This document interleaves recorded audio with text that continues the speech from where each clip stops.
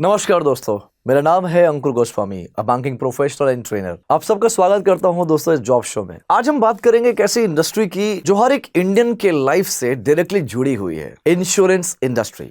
और हाँ, अगर आपको लगता है कि इंश्योरेंस सिर्फ पॉलिसी बेचने का काम है तो थोड़ा रुकिए, क्योंकि आज के वीडियो के बाद आपका जो पूरा नजरिया है वो चेंज हो जाएगा। ये इंडस्ट्री इतनी बड़ी है कि हर field, finance, sales, technology, marketing, data science, सबके लिए यहां पे जगह है। और सबसे अच्छी बात, करियर स्टेबल भी है, ग्रोथ भी है और अर्निंग पोटेंशियल भी अनलिमिटेड है। मैं फिर से वही बोलूंगा जो हमेशा बोलता हूं दोस्तों, अगर आप अपने गवर्नमेंट जॉब्स की प्रिपरेशन कर रहे हैं और अभी हाल ही में आपने शुरू किया और आपकी उम्र भी उस तरह है 20, 21, 22, 23 साल के आसपास, तो आप पूरी तरह से फोकस्ड होइए उसी चीज में। आप ये वीडियो स्किप भी कर सकते हैं, ये आपके ऊपर डिपेंड करता है।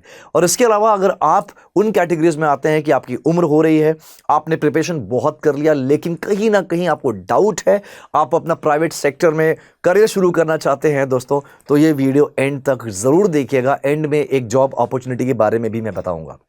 चलिए शुरू करते हैं और देखते हैं कि इंश्योरेंस इंडस्ट्री में फ्रेशर से लेकर सीईओ तक का जो करियर है उसका सफर कैसा होता है। सबसे पहले बात करेंगे इंडस्ट्री साइज की। जो हमारी इंश्योरेंस की इंडस्ट्री है उसकी साइज क्या है, कितनी बड़ी इंडस्ट्री है। सबसे पहले एक छोटी सी फैक्ट चेक करते हैं। इंडिया में इंश्योरेंस पेनिट्रेशन अभी सिर्फ 4% है। मतलब क्या होता है इसका? पिक्चर अभी बाकी है मेरे दोस्त। अगले 3 से 5 साल तक ये इंडस्ट्री हर साल 14 से 15% की ग्रोथ देखने वाली है। करंटली अभी करंट टाइम पे दोस्तों इंडिया में 69 रजिस्टर्ड इंश्योरेंस कंपनीज हैं। 24 लाइफ इंश्योरेंस, 26 जनरल इंश्योरेंस, बाकी हेल्थ और री इंश्योरेंस। और प्रीमियम कलेक्शन की बात करें, लाख्स ऑफ करोड़ रुपीस। सोचिए, एक ऐसी इंडस्ट्री जहां पे कंपटीशन भी है और ग्रोथ का स्कोप भी अनलिमिटेड है। मतलब नौकरियों की कमी बिल्कुल भी नहीं है। अब एम्प्लॉयमेंट स्टैटिस्टिक्स की अगर बात की जाए, अब एक सवाल उठता है, आपको लगता है इंश्योरेंस में सिर्फ एजेंट होते हैं? आपने सुना भी होगा ना, एजेंट, एडवाइजर। गलत सोच है बॉस। ये डायरेक्ट एम्प्लॉयमेंट की अगर बात की जाए तो agents, underwriters, claims officer, branch managers.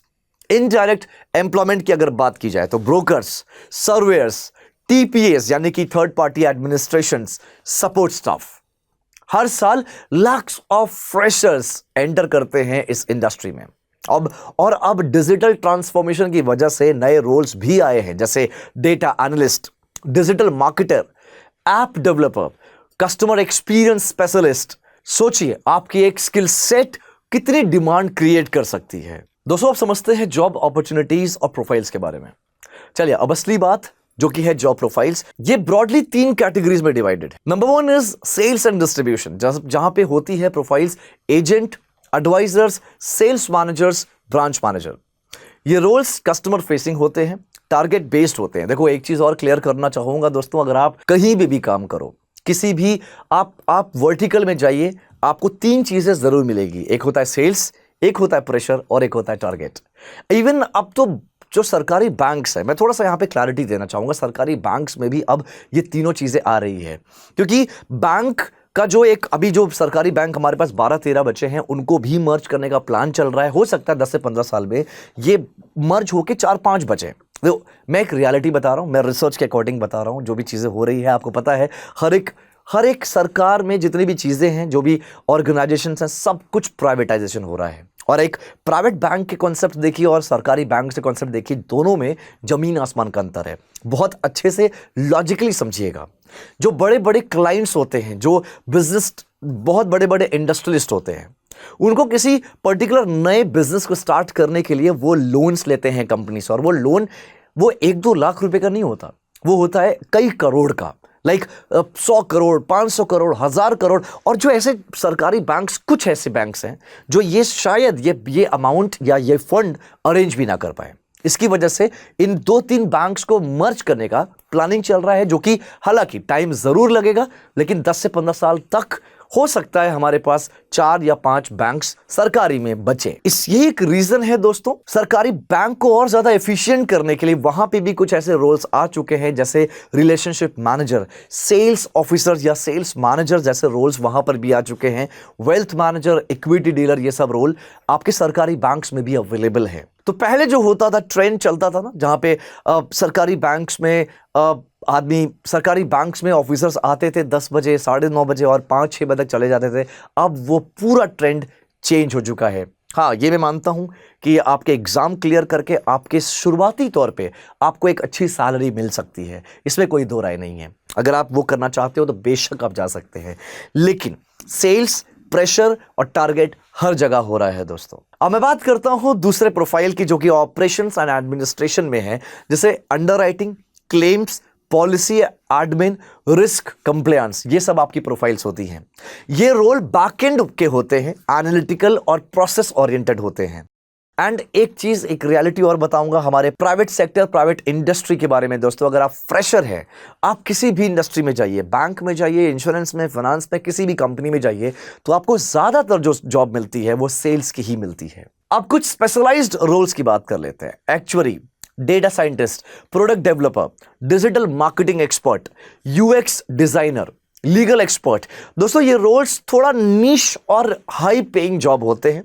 Definitely आपने अगर एमबीए किया है एज अ फ्रेशर, अगर आप जाना चाहते हैं तो आपने एमबीए किया है किसी टॉप 20 स्कूल से, किसी टॉप कॉलेज से या फिर आईएम से, तो आपको ऐसी पोजीशन भी मिल सकती है। इसके अलावा आपके पास अगर एक्सपीरियंस है इन सब पर्टिकुलर वर्टिकल्स में, तो डेफिनेटली आपको यहां पे कंसीडर किया जा सकता है। मतलब आप चाहे फाइनेंस से आइए या इंजीनियरिंग से या फिर मार्केटिंग से, यहां पे सबके लिए जगह होती है इस प्रोफाइल्स में। अब गवर्नमेंट वर्सेस प्राइवेट कंपनीज के बारे में जरा सा बात कर लेते हैं। इंश्योरेंस इंडस्ट्री में अब एक $1 मिलियन सवाल, गवर्नमेंट जॉब या प्राइवेट, जो मैंने अभी बताया।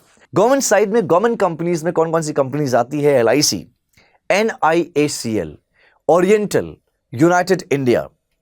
Job security, no doubt, pension, medical benefits, fixed hours. अब थोड़ा सा फिक्स्ड आवर्स चेंज हो रहा है। प्राइवेट साइड में HDFC life, ICICI Prudential, Max Life, SBI life, ICICI Lombard, Star Health और भी बहुत सारी companies. Fast growth, high salary, but हाँ याद रहे, स्टार्टिंग में सैलरी हाई नहीं होती। एज अ फ्रेशर अगर आप ज्वाइन करते हैं तो आपकी सैलरी 15 से 22 हजार तक होती है, लेकिन इंसेंटिव्स भी काफी अच्छा मिलता है और लर्निंग, आपकी जो कल्चर होता है वो बहुत लर्निंगफुल होता है, एंड मॉडर्न कल्चर। दोनों के अपने प्रॉस एंड कॉन्स है दोस्तों। अब आपको डिसाइड करना है कि स्टेबिलिटी चाहिए या फास्ट ग्रोथ।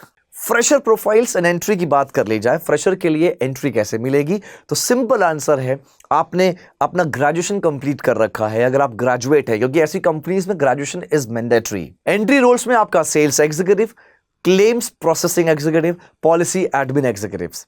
इसके अलावा आपका जो IRDAI क्या होता है दोस्तों? Insurance regulatory development authority of India. ये हालांकि ये तो एक अथॉरिटी है इंश्योरेंस इंडस्ट्री को, जो पूरा मैनेज करती है, कंट्रोल करती है, लेकिन IRDA का एक एग्जाम भी होता है, जैसे बोलते हैं IRDAI एजेंट लाइसेंस एग्जाम, जो कि 15 आवर्स ट्रेनिंग प्लस और 1 आवर टेस्ट होता है। अगर ये पास आप कर लेते हो तो आप किसी भी कंपनी में, किसी भी बैंक्स में इंश्योरेंस बेचने के लिए आप एलिजिबल हो जाते हैं, जिसमें आपको एक लाइसेंस मिलता है, जो कि आप ये एग्जाम पास करने के बाद आपको एक लाइसेंस मिलेगा, जिसके जरिए आप इंश्योरेंस बेच सकते हैं या फिर एजेंट और एडवाइजर के तौर पे काम कर सकते हैं। स्किल्स क्या चाहिए दोस्तों? कम्युनिकेशन। कहीं भी जाइए, चाहे बैंकिंग हो, फाइनेंस हो या इंश्योरेंस हो, कम्युनिकेशन सबसे ज्यादा जरूरी होता है। MS ऑफिस आना चाहिए, लाइक MS एक्सेल हो गया, पावर पॉइंट हो गया, एनालिटिकल थिंकिंग, रीजनल लैंग्वेज, हाँ बिल्कुल एडवांटेज हो सकता है ये। पर्सनालिटी में patience plus trustworthiness equals to jackpot दोस्तों। पेशेंस बहुत जरूरी है यहां पे। अब एक्सपीरियंस बेस की अगर बात की जाए तो करियर का लैडर सिंपल है, 0 to 3 इयर्स आप एग्जीक्यूटिव और एक्सपीरियंस लेके टीम लीडर भी बन सकते हैं। 5 से 7 साल तक का जो आपकी पोजीशन होती है, ब्रांच मैनेजर, प्रोडक्ट मैनेजर।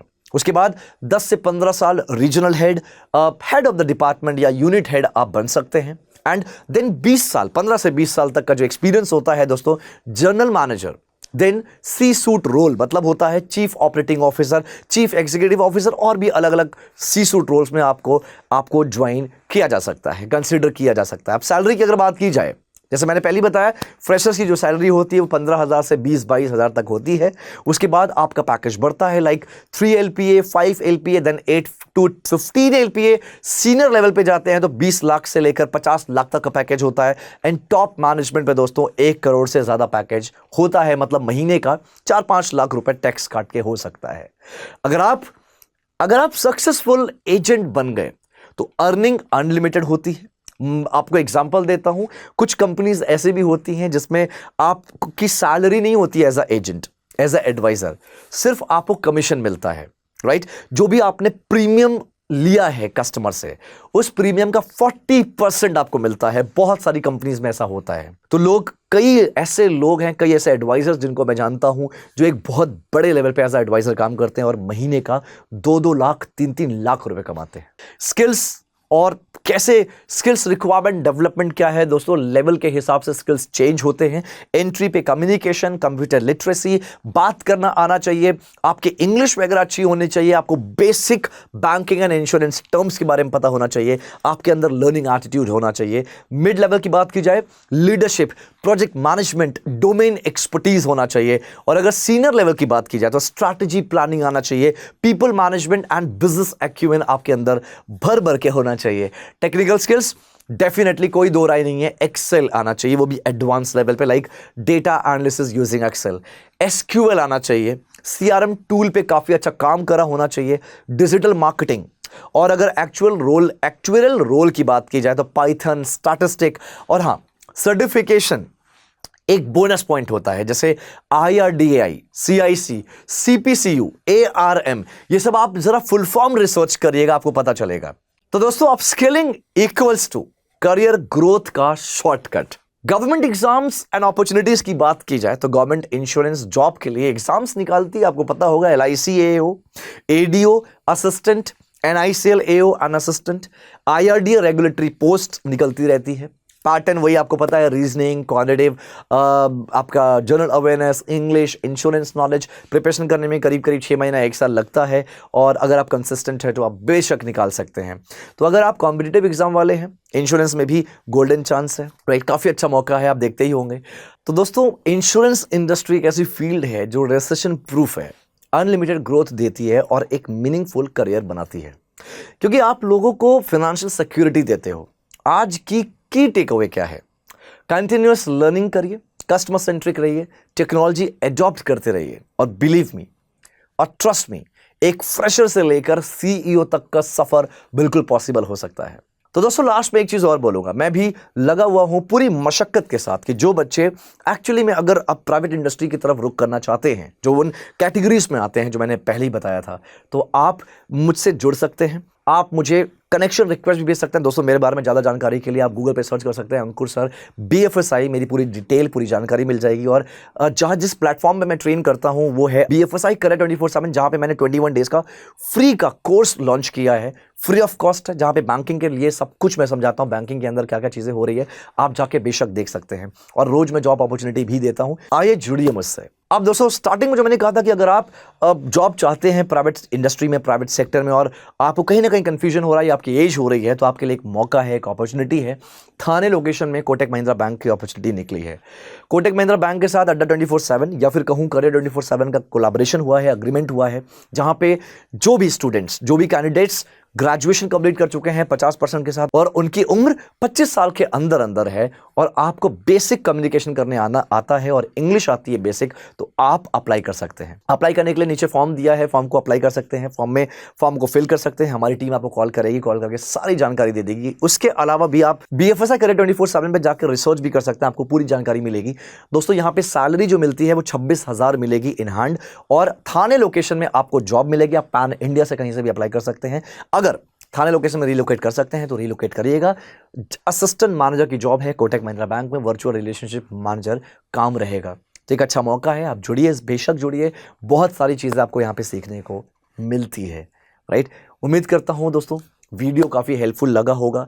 अगर लगा है तो लाइक करिए, सब्सक्राइब करिए और कमेंट ज़रूर करिए। कमेंट में ये बताइएगा कि आप कौन सा रोल टारगेट कर रहे हैं अगर इंश्योरेंस इंडस्ट्री में जाना चाहते हैं। तो मैं मिलता हूँ आपको next Sunday with a proper job opportunity job show में। अपना ख्याल रखिए, मिलते हैं किसी और बेहतरीन सेशन में। Take care, thank you so much.